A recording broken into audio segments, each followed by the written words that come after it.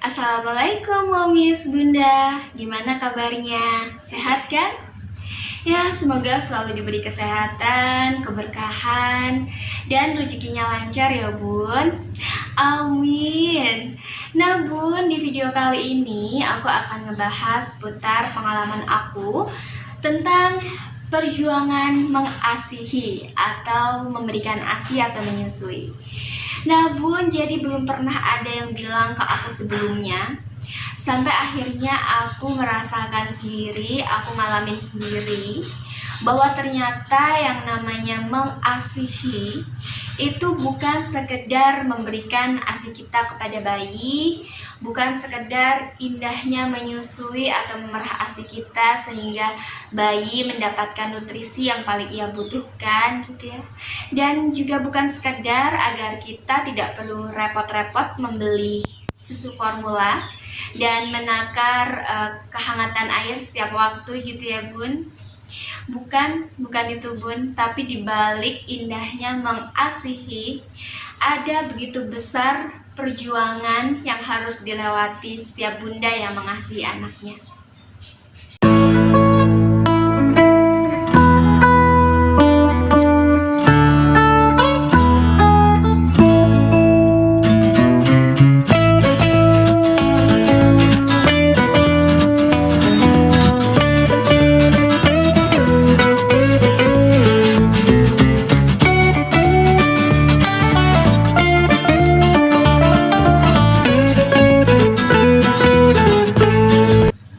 Nah, perjuangan yang seperti apa sih?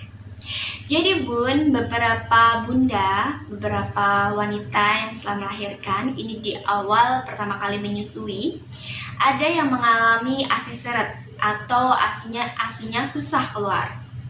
Dalam hal ini, bunda harus mencari solusi, mengupayakan agar asinya bisa lancar, bukan malah menambah masalah baru dengan memberikan atau dengan terburu-buru memberikan bayi susu formula. Kenapa aku ngomong gitu Bun? Karena banyak ya dari pengalaman yang aku lihat gitu ya, dari teman-teman aku, saudara, tetangga gitu ya. Begitu melahirkan asinya susah keluar, ini bayinya langsung diberi susu formula. Parahnya ada yang dari pihak rumah sakit yang ngasih susu formula. Jadi bukannya aku anti sufor ya Bun, hanya saja sufor termahal pun ini belum bisa menggantikan pentingnya ASI gitu. Nah solusinya Bun, sebenarnya untuk bayi di 3 hari awal kehidupannya ini kan masih aman ya. Jadi bunda masih punya waktu untuk mengevaluasi salahnya di mana, apakah cara menyusuinya yang kurang betul atau perlekatannya ini yang kurang tepat gitu ya. Karena setahu aku, jadi aerola atau lingkaran yang ada di, mohon maaf, pinggir puting itu ya Bun ya, itu harus masuk ke mulut bayi Bun. Nah, hisapan bayi ke aerola itu yang nantinya akan merangsang produksi ASI begitu. Nah, apabila sudah dicoba masih belum mau keluar gitu ya Bun, nah mungkin bunda panik. Nah, panik juga bisa menyebabkan ASI seret Bun. Bunda bisa minta tolong ke suami gitu ya untuk memijat lembut gitu punggung atau pundak bunda gitu ya, supaya bunda lebih rileks atau lebih tenang gitu. Pengalamanku dulu juga gitu Bun. Jadi keberadaan suami di samping kita itu lumayan membantu gitu ya Bun ya. Jadi ketika kita merasa dicintai, untuk pengalaman awal-awal menyusui gitu jadi bisa lebih nyaman gitu Bun. Nah apabila itu sudah dicoba tapi ASI yang keluar baru sedikit gitu, itu bunda jangan buru-buru khawatir, karena memang produksi ASI juga menyesuaikan usia si bayi. Nah lebih amannya bunda bisa menghubungi ahli laktasi gitu ya untuk minta didampingi di awal pertama belajar menyusui seperti itu. Nah yang kedua, bentuk perjuangan mengasihi ini beberapa bunda ada juga yang mengalami produksi ASInya melimpah sehingga menyebabkan payudaranya bengkak.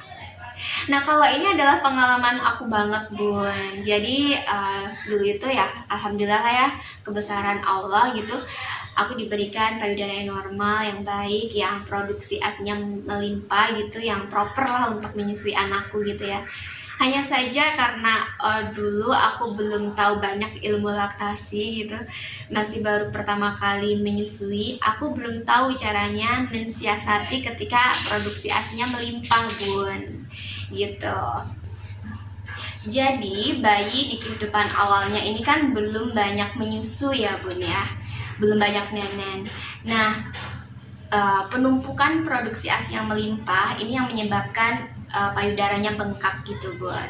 Sebenarnya solusinya ini seharusnya dipumping atau dikosongkan ya bun ya, ASINya, karena nenennya masih sedikit, bisa kita pra atau kita pumping. Nah, apabila sudah terlanjur bengkak gitu ya, ini bisa dikompres hangat terlebih dahulu, kemudian baru bisa dipumping pelan-pelan gitu bun. Yang ketiga, ini ada payudara lecet bun. Ini juga yang aku alamin bun. Jadi selain payudara bengkak, ini di 2 minggu awal aku menyusui itu juga puting aku sempat lecet gitu bun.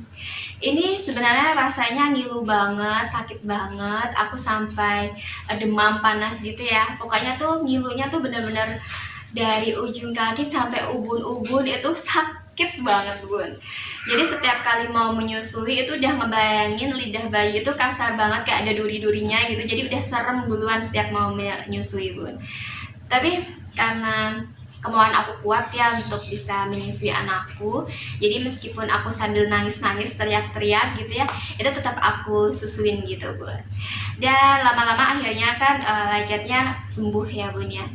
Nah sebenarnya bun, ini adalah salah ya bun ya. Ini salahnya adalah di perlekatannya. Jadi karena waktu itu aku belum ngerti cara pelekatan yang benar itu gimana, jadi aku asal masuk putingnya, jadi fokus ke puting aku tuh masuk ke mulut bayi, padahal seharusnya kan sampai ke aerolanya gitu bu. Nah selanjutnya selain lecet, ini juga aku mengalami payudara mastitis. Nah, payudara mastitis ini adalah penyumbatan ya bun ya. Jadi karena dedek bayi ini nenennya belum tuntas gitu, sehingga ada sisa ASI di saluran payudara. Nah sisa ini yang menyebabkan adanya pengentalan gitu bun.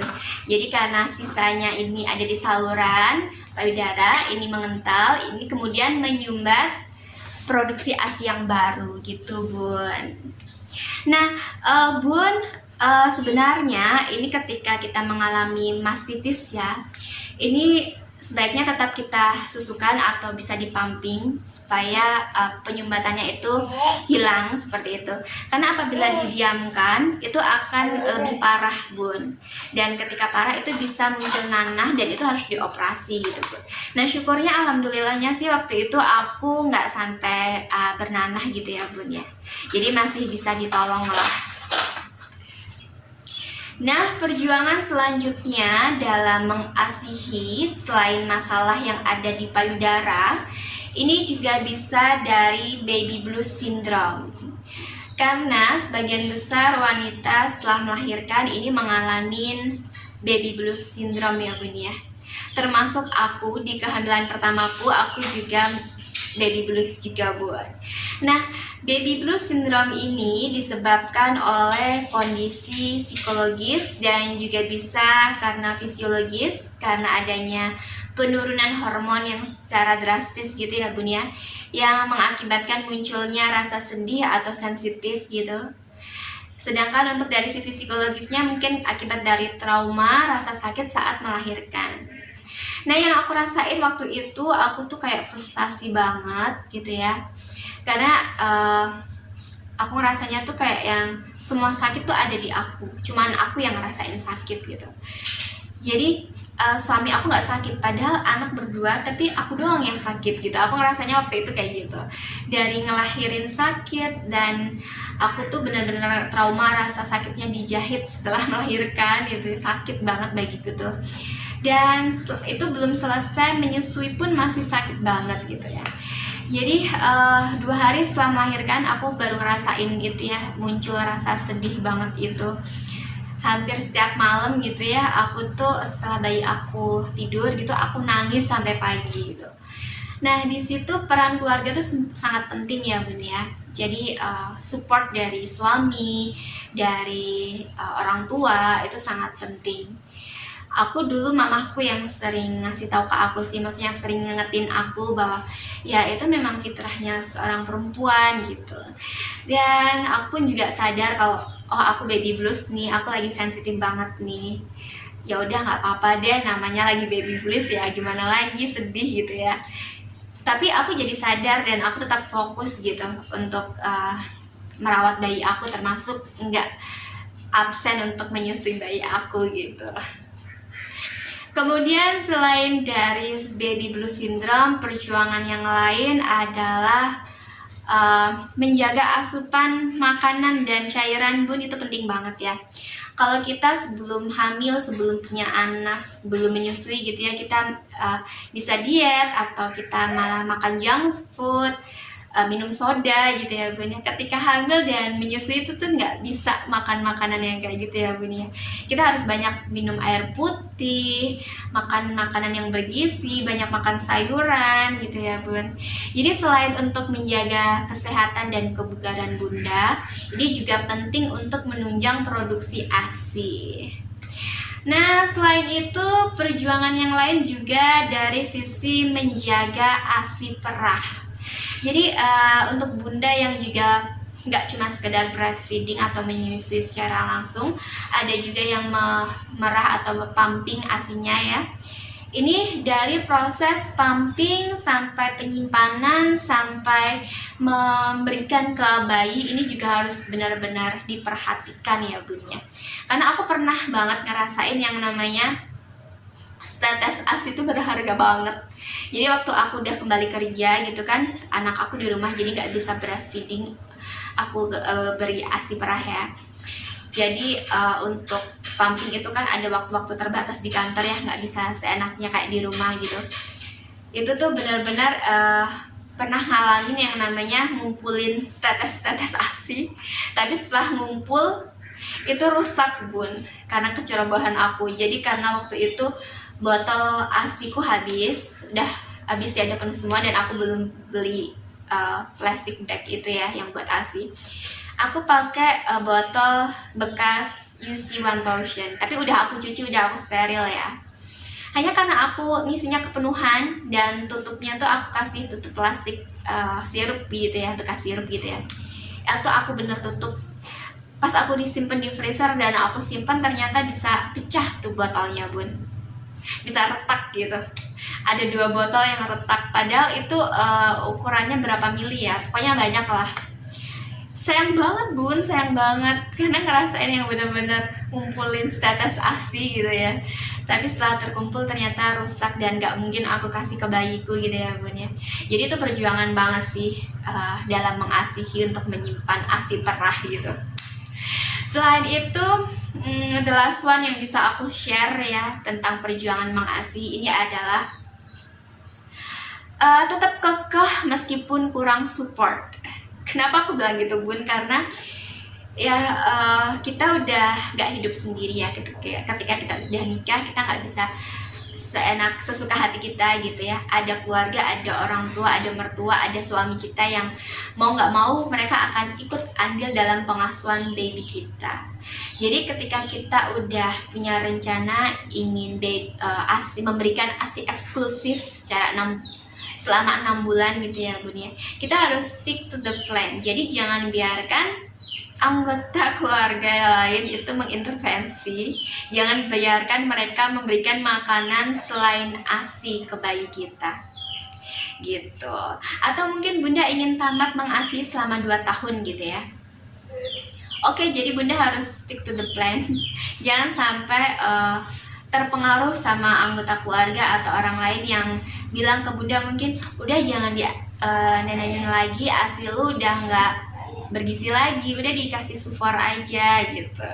Atau ada yang bilang nggak apa-apa kamu menyusui, tapi juga sebaiknya dikasih susu formula soalnya biar badan anak kamu lebih kencang, lebih gemuk, lebih sehat gitu. itu racun-racun ya Bun ya. Jadi Bunda harus tetap kekeh, harus tetap stick to the plan tadi tuh, meskipun kurang support gitu ya Bun ya, untuk benar-benar memberikan ASI atau mengasihi secara optimal gitu Bun. Nah, gimana Bun? Bunda ada perjuangan lain dalam mengasihi? Bisa di-share atau bisa ditulis di komentar ya Bun ya. Gitu deh Bun, yang bisa aku share di video kali ini. Jangan lupa untuk subscribe channel aku ya Bun